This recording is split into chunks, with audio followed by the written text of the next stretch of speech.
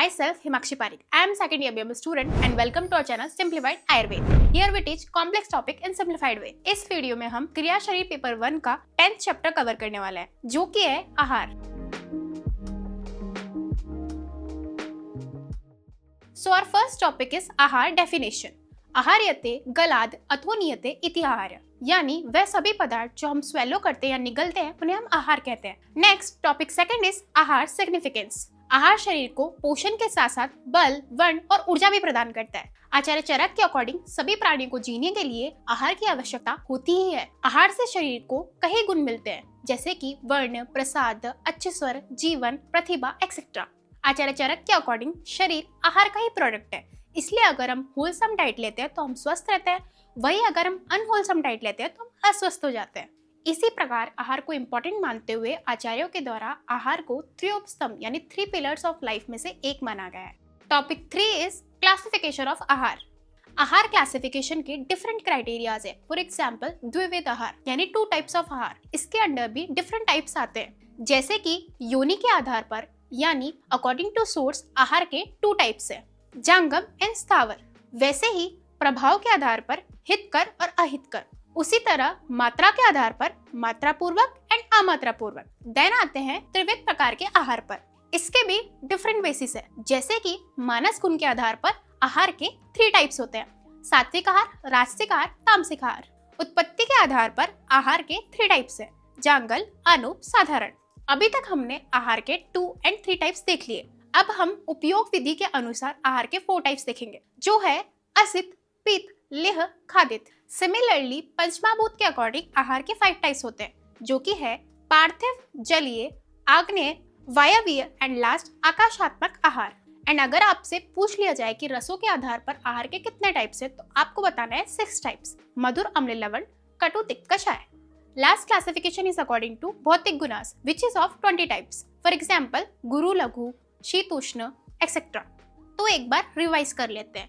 योनि के आधार पर हमने पढ़े थे आहार के 2 टाइप्स, स्थावर एंड जांगम। प्रभाव के आधार पर पढ़े थे अहितकर, हितकर। मात्रा के आधार पर मात्रा पूर्वक, अमात्रा पूर्वक। उत्पत्ति के आधार पर हमने पढ़े थे अनूप, जांगल, साधारण।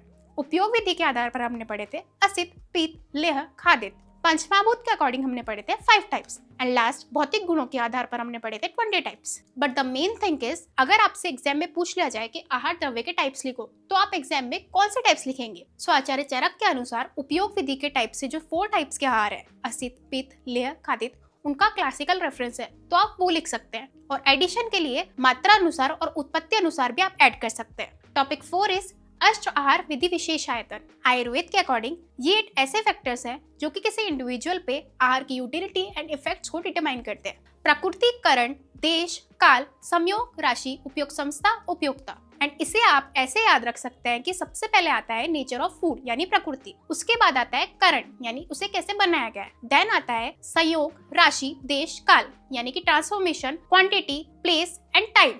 देन आता है उपयोग, संस्था यानी ईटिंग एटिकेट्स एंड लास्ट उपयोक्ता यानी इंडिविजुअल हु कंज्यूम्स इट। अब एक एक फैक्टर को डिटेल में देखते हैं। सबसे पहला है प्रकृति यानी आहार का नेचर और उसकी क्वालिटी। हर फूड सब्सटेंस का अपना एक नेचर होता है। फॉर एग्जाम्पल पॉपकॉर्न का नेचर है वो लाइट होता है एंड मीट का हैवी। सेकेंड फैक्टर इज करण, इसे हम संस्कार या प्रिपरेशन कहते हैं। संस्कारो नाम गुण अंतराधानम। इसका मतलब है कि आहार पर प्रोसेसेस या संस्कार like cooking, frying, roasting etcetera होने से आहार की क्वालिटीज में ट्रांसफॉर्मेशन होना। फॉर एग्जाम्पल आहार को स्टीम या रोस्ट करने से आहार की क्वालिटी लाइट हो जाती है। सेकंड, वही कर्ड या दही खाने से कफ दोष प्रोवोकेट होता है, बट जैसे ही दही बटर मिल्क में कन्वर्ट होता है तो वो खाने में लाइट हो जाता है। थर्ड फैक्टर इज संयोग। डिफरेंट फूड्स को कंबाइन करने से ओरिजिनल सब्सटेंस की क्वालिटी कभी एनहांस होती है तो कभी कभी कोई नई क्वालिटी आ जाती है। For example honey and ghee independently health के लिए काफी यूजफुल होते हैं, बट जैसे ही दोनों को कंबाइन किया जाता है तो वे काफी हार्मफुल होते हैं। फोर्थ फैक्टर इज राशि यानी फूड की क्वांटिटी। ये भी उतनी ही इंपॉर्टेंट होती है। राशि 2 टाइप्स की होती है, सर्वग्रह एंड परिग्रह। सर्वग्रह यानी total quantity of food consumed and परिग्रह यानी quantity of individual food item. For example 50 grams of rice, 20 gram of dal etcetera. Fifth factor is देश। देश के भी 2 टाइप्स है, geographical and human body. Geographical यानी जहाँ फूड ग्रो किया जाता है, इसके भी 3 टाइप्स है, जांगल, अनूप, साधारण। जांगल जहाँ पे वात दोष प्रिडोमिनेंट होता है, फॉर एग्जाम्पल राजस्थान। आनुप यानी forest area, for example Maharashtra. And last साधारण देश, जो ना ज्यादा गर्म होता है ना ज्यादा ठंडा होता है, for example southern India. Second is human body. Human body को भी देश माना गया है एंड ह्यूमन बॉडी में हम देखते हैं कि वो वेजिटेरियन है, नॉन वेजिटेरियन है, उसकी प्रकृति क्या है, एज क्या है, एक्सेट्रा। सिक्स फैक्टर इज काल, भोजन का काल, या फिर हम इसे रिलेट कर सकते हैं बॉडी के स्टेट से, यानी हेल्दी स्टेट और डिजीज स्टेट। ऋतुस के अकॉर्डिंग भी डिफरेंट काल होते हैं एंड उसके अकॉर्डिंग डिफरेंट आहार बताया जाता है। फॉर एग्जाम्पल ग्रीष्म ऋतु में तिक्त उष्ण भोजन नहीं करना चाहिए। उसके अलावा ग्रीष्म ऋतु में आए फल जैसे कि वाटरमेलन, ग्रेप्स आदि खाने चाहिए। आयुर्वेद के अकॉर्डिंग देखा जाए तो डिफरेंट स्टेजेस ऑफ लाइफ में कुछ फूड्स को अवॉइड करना चाहिए। फॉर एग्जाम्पल ओल्ड एज में dry, light and cold food को अवॉइड करना चाहिए। सेवंथ फैक्टर इज उपयोग संस्था यानी डाइटरी रूल्स। आचार्य चरक ने विमान स्थान में डाइटरी रूल्स यानी आहार विधि के बारे में बताया, जिसका श्लोक है उष्णम स्निग्धम मात्रावत जीर्णे वीर्य अविरुद्धम इष्टे देशे इष्ट सर्व उपकरणम नाति द्रुतम नाति अविलंबितम अजल्पन अहसन तन्मना भूजितम आत्मनम अभिसमीक्षया सम्यक। उष्णम, खाना हमेशा थोड़ा फ्रेश और गर्म खाना चाहिए। गर्म खाना अग्नि को स्टिमुलेट करता है और डाइजेशन इजी तरीके से होता है। आज की हसल भरी जिंदगी में कुछ ही लोग हैं जो गर्म खाना खा पाते हैं, नहीं तो बाकी लोग आपकी और हमारी तरह टिफिन ले जाते हैं। स्निग्धम, खाने में थोड़ा ऑयल या घी होना चाहिए, इससे बॉडी ऑर्गन्स को लुब्रिकेशन मिलती है और स्ट्रेंथ बढ़ती है। मात्रावत यानी इन क्वांटिटी, ना बहुत ज्यादा ना कम। जीर्णे, प्रीवियस फूड डाइजेस्ट होने के बाद ही फिर से खाना खाना चाहिए। कुछ साइंस होते हैं जिससे आपको पता चलेगा कि आपका प्रीवियस फूड डाइजेस्ट हो चुका है। फॉर एग्जाम्पल फिर से आपको भूख लगेगी। सेकंड, आपको बॉडी में लाइटनेस फील होगी। थर्ड, प्रॉपर बाउल मूवमेंट होगा। ध्यान रहे, डाइजेशन नहीं होने पर भी अगर आप फिर से खाना खाते हैं तो बॉडी में आम की फॉर्मेशन हो सकती है। वीर्य अविरुद्धम, अपोजिट क्वालिटीज के फूड को एक साथ नहीं खाना चाहिए। For example milk plus fruits, milk plus fish. लंबे समय तक ऐसा करने से स्किन डिजीजेस और डाइजेशन प्रॉब्लम हो सकती है।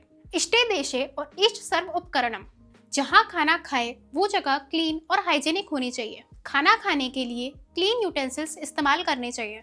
इन फैक्टर्स से बॉडी पे इफेक्ट होता है एंड बॉडी में एंजाइम का प्रॉपर सिक्रेशन होता है। न अति द्रुतम, आजकल लोकल ट्रेन या बस पकड़ने या कहीं ना कहीं जल्दी पहुंचने के चक्कर में खाना हम बहुत जल्दी खा लेते हैं एंड इस वजह से हमारा डाइजेशन बहुत वीक हो जाता है, जिससे अगर फूड हेल्दी भी हो तो उसका प्रॉपर डाइजेशन नहीं हो पाता और प्रॉपर एनर्जी नहीं मिलती। न अति अविलंबितम, जैसे फास्ट खाना गलत है वैसे ही बहुत स्लो खाना भी गलत है। बहुत स्लो खाने से पहले तो हमारा खाना ठंडा हो जाता है एंड दूसरा डाइजेशन डिस्टर्ब हो सकता है। अजल्पन अहसन, बचपन से सुनते आए कि खाना खाते वक्त न ज्यादा बात करनी चाहिए न हंसना चाहिए। तन्मना भूजितम, खाना खाते वक्त पूरा कंसंट्रेशन फूड पर होना चाहिए, इससे डाइजेशन इंप्रूव होता है और ओवर ईटिंग भी नहीं होती। इसलिए खाना खाते वक्त मोबाइल देखना बंद करो। एंड लास्ट फैक्टर इज उपयोगिता, that means individual who consumes a food. इंसान को अपनी प्रकृति के अकॉर्डिंग ही खाना खाना चाहिए। Now last topic of our video is आहार परिणाम कर भाव। आहार परिणाम यानी आहार का final transformation in our body, और जो फैक्टर्स इस प्रोसेस में इन्वॉल्व होते हैं उन्हें हम कहते हैं आहार परिणाम कर भाव। आहार परिणाम कर भाव 6 होते हैं: उष्मा, वायु, क्लेद, स्नेह, काल, संयोग। इन्हें हम एक एक करके ब्रीफ में देखते हैं। पहला है उष्मा। किसी भी ट्रांसफॉर्मेशन के लिए उष्मा सबसे इंपॉर्टेंट फैक्टर होता है, बिकॉज ये फूड डाइजेशन में डायरेक्ट हेल्प करता है, जबकि बाकी सारे फैक्टर्स इसका सपोर्ट करते हैं। सेकेंड इज वायु। वायु फूड डाइजेशन में सपोर्टिव रोल प्ले करता है by facilitating various type of movements and stimulation related to digestive process. Food के इंजेशन के टाइम से ही वायु बोलस को फॉरवर्ड डायरेक्शन में पुश करता है। Third is क्लेद। क्लेद यानी मॉइस्चर, एंड मॉइस्चर फूड को लुब्रिकेट करता है। डाइजेस्टिव सिस्टम के ऑर्गन्स में प्रेजेंट क्लेद से फूड सॉफ्ट होता है एंड इसी क्लेद से फूड पार्टिकल्स को सेपरेट होने में भी मदद मिलती है। फोर्थ इज स्नेह। स्नेह यानी स्निग्धता, जो फूड को सॉफ्ट बनाती है। स्नेह अंशियसनेस यानी स्निग्धता प्रोवाइड करता है, जिससे फूड पार्टिकल्स को ब्रेक डाउन होने में हेल्प होती है, जिससे स्मूथ मूवमेंट होता है और फूड पार्टिकल्स को ब्रेक डाउन होने में भी हेल्प मिलती है। फिफ्थ इज काल। डाइजेशन का प्रोसेस इंस्टेंट नहीं होता, कंप्लीट डाइजेशन के लिए एक स्पेसिफिक ड्यूरेशन चाहिए होता है। काल रिप्रेजेंट करता है टाइम, जो कि डाइजेशन के वेरियस स्टेजेस में लगता है। लास्ट इज संयोग। पहले के सभी 5 फैक्टर के बैलेंस को संयोग कहते हैं। फॉर एग्जाम्पल राइस कुक करते समय अगर हीट ज्यादा टाइम के लिए दी तो राइस बर्न हो जाएगा, वैसे ही अगर कम स्नेह या पानी डालो तो राइस अच्छे से कुक नहीं हो पाएगा। सिमिलर वे में सभी फैक्टर्स का क्वांटिटेटिव एंड क्वालिटेटिव बैलेंस होना भी उतना ही इंपॉर्टेंट है एंड उसी बैलेंस को हम संयोग कहते हैं। इस टॉपिक के साथ ये चैप्टर यही समाप्त होता है। आई होप कि ये चैप्टर आपको अच्छे से समझा होगा। नेक्स्ट चैप्टर में हम जानेंगे कि आयुर्वेद के अकॉर्डिंग शरीर में फूड डाइजेशन और एसिमिलेशन कैसे होता है। Thank you for watching this video. Till then, stay healthy and keep simplifying.